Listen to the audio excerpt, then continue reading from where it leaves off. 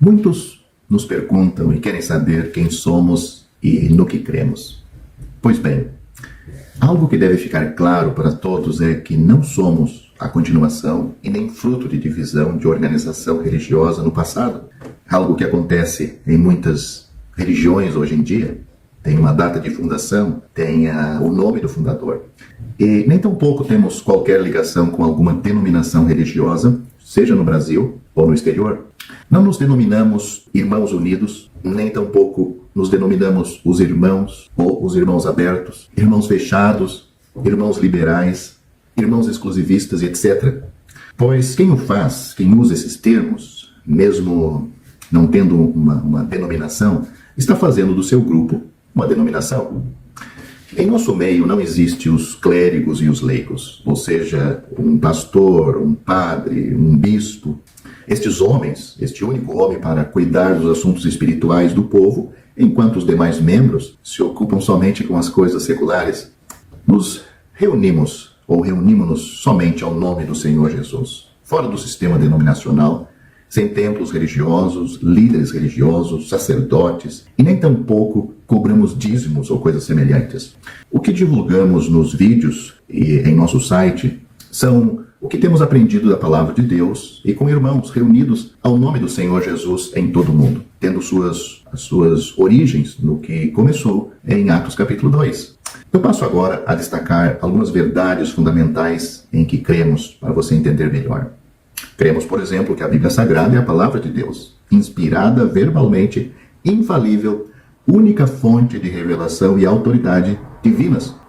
Em particular, o Novo Testamento, desde Mateus a Apocalipse, contém doutrina para a igreja dos nossos dias. Cremos também que há um só Deus, eternamente existente em três pessoas distintas, ou seja, o Pai, o Filho, que recebeu o nome quando veio a este mundo de Jesus Cristo, e também a outra pessoa que é o Espírito Santo. Cremos também na encarnação do Filho, no Filho de Deus, o Verbo, que ele foi real, a sua concepção sem pecado e o seu nascimento da Maria Virgem. Cremos também na divindade do Senhor Jesus Cristo, e ela é plena com a sua humanidade, sendo por isso verdadeiramente Deus e verdadeiramente homem em uma mesma pessoa. Cremos que Jesus viveu uma vida isenta de pecado, nunca falhou e sempre obedeceu ao Pai. Cremos nos milagres que Jesus fez, que eles eram autênticos e provaram o seu poder, o seu amor e que ele era o Messias prometido a Israel. Cremos na morte do Senhor Jesus, que a morte do Senhor Jesus tem efeito vicário, expiatório, eterno, universal e abrange desde Adão até o último ser humano, pelo sangue que derramou, tendo sido apenas com esse propósito final que o Senhor Jesus veio ao mundo. Cristo morreu por nossos pecados. Cremos na ressurreição do Senhor Jesus, que foi corporal, bem como a sua ascensão ao céu, onde está assentado à mão direita do Pai, como uma pessoa, um homem verdadeiro, com seu corpo ressuscitado. Cremos na segunda vinda do Senhor Jesus, que ela compreenderá duas fases. A primeira, em que ele descerá do céu, ressuscitará os corpos dos que morreram em Cristo e arrebatará os crentes que estiverem vivos. Depois, após o discurso ou tempo de um período de grande tribulação, de 7 anos, o Senhor Jesus virá pessoal e visível, com poder e glória para estabelecer o seu reino milenar na terra. Nos seus eternos propósitos, o reino físico do Senhor Jesus só poderá e terá lugar nos tempos da restauração de tudo, ou seja, após a grande tribulação. Cremos que o Espírito Santo é o único representante de Cristo na terra hoje. Ele convence o pecador da sua situação de perdição, do pecado, da justiça e do juízo.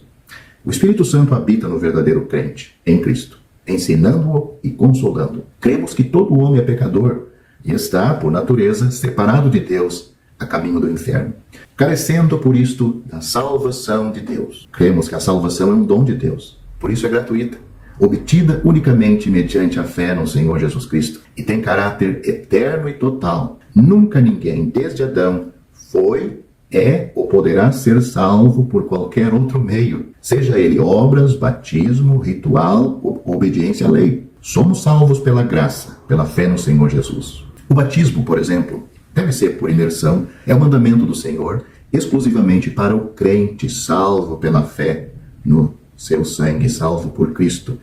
E como todos os mandamentos deve ser obedecido. É interdito aos incrédulos e às crianças sem consciência da realidade espiritual, ou seja, eles não devem ser batizados.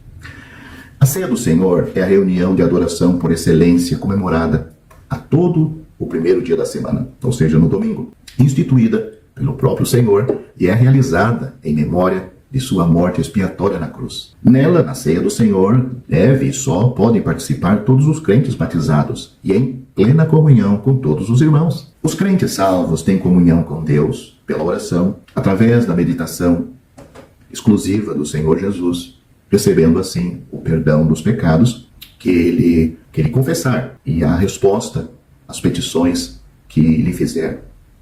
Todos os verdadeiros crentes, salvos pela fé em Cristo, formam uma unidade indivisível, ou seja, a igreja, ou o corpo de Cristo, que teve origem no dia de Pentecostes com o batismo do Espírito Santo.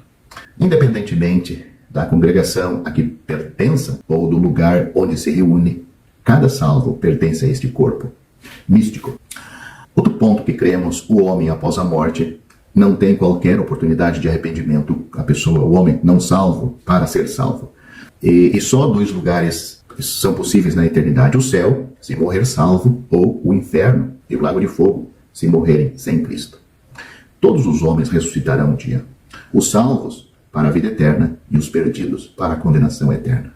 Cremos que Satanás, o diabo, é uma pessoa e não mera qualidade do mal, estando destinado a ser lançado no lago de fogo e de enxofre. Bem, esse é um resumo do que nós cremos, mas você pode saber mais sobre estes e outros assuntos visitando o nosso site www.palavrasdoevangelho.com.